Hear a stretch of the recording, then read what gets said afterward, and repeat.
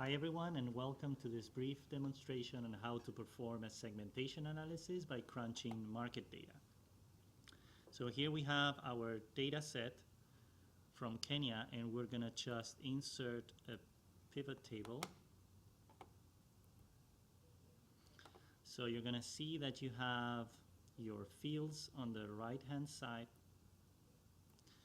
and we're going to just show you very briefly how you can get some variable distributions. We're going to choose the PPI segments, and we need to count the respondents on each of them. So we have 1,000 respondents on each of the segments. And then we're going to insert a pie chart.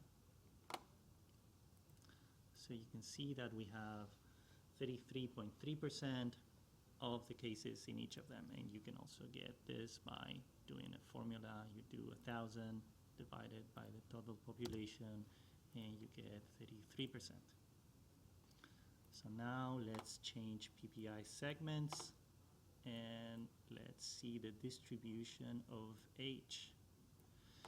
So instead of a pie chart, we're going to change it to a bar chart.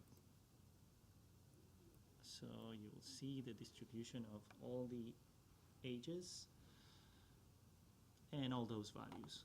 This is very important so you can understand the distribution of your variables. So let's go back to our PPI segments, and we're going to see again that we have 1,000 in each, over 3,000. So now we're going to choose a few variables that we want to use to understand this particular segment, which is the more likely to live below the 250 line. And for doing that, we're going to choose type. And we're going to see the distribution of rural and urban populations in each of the segments.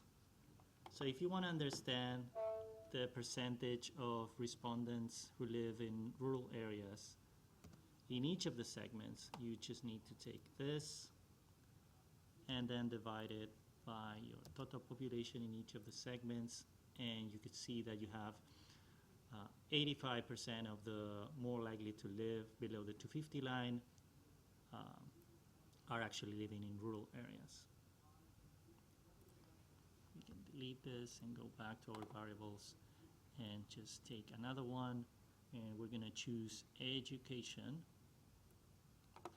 And we only want to concentrate on the ones who have no formal or primary school education.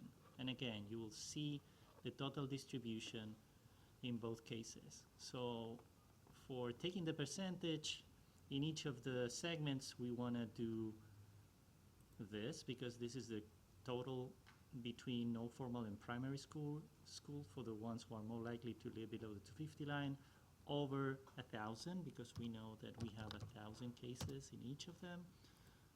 So again, we have 85% of the ones living below the 250 line with no formal or just primary school education. So we can again delete this, and let's take education back, and we're going to check the size of the household, and we're going to do it with this variable, which name is how many members does your household have. And we're going to just concentrate on the ones with larger households. And we're going to just take away the 999 and the 50, because we think that these two are somehow tweaking the total. So again, we're going to do the total divided by 1,000, and you could see that you have 79% with larger households of 5 members or more among the ones who are more likely to live below the 250 line. In comparison, you can also check on the other end, the least likely. So you could also do the same thing, and only 10% of households are in that situation. So let's get back and take that out. Delete this. And now we're going to check the marital status. And we're going to just take the ones who are single.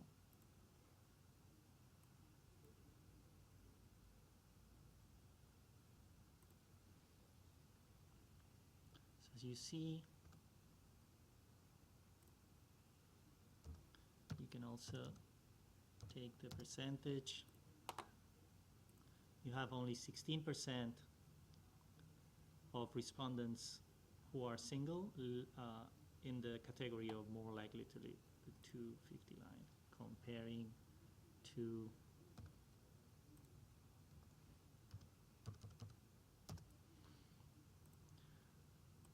28% within the least likely. So we see a difference.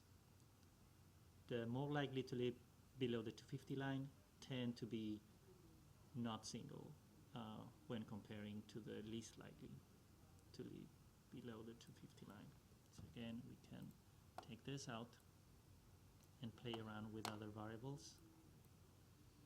So we're going to check the formal, and if they have a formal bank account. So as you see, we have a majority here who doesn't have a bank account, a formal bank account. And we can also take that percentage over the total population within each segment. So 90%. In comparison, you have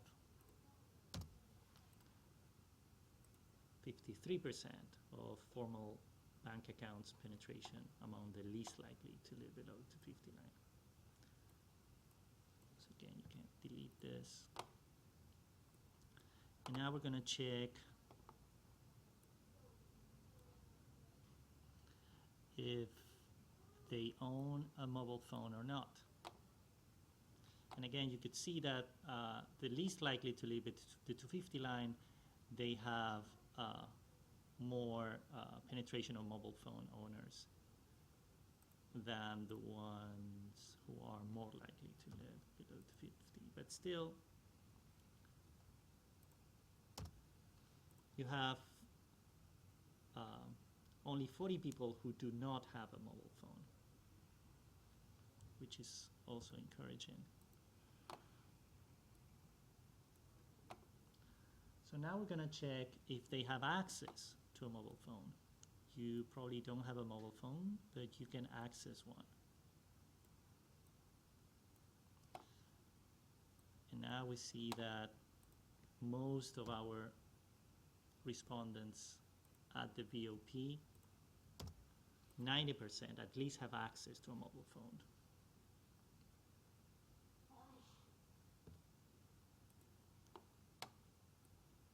So let's take this back. And now finally we're going to check the awareness of a mobile money provider. And also we have a high penetration of awareness among the 3 segments, and also within the more likely to live the 250 line, with 92% of people who are aware of at least one mobile money provider. So again, we can delete this.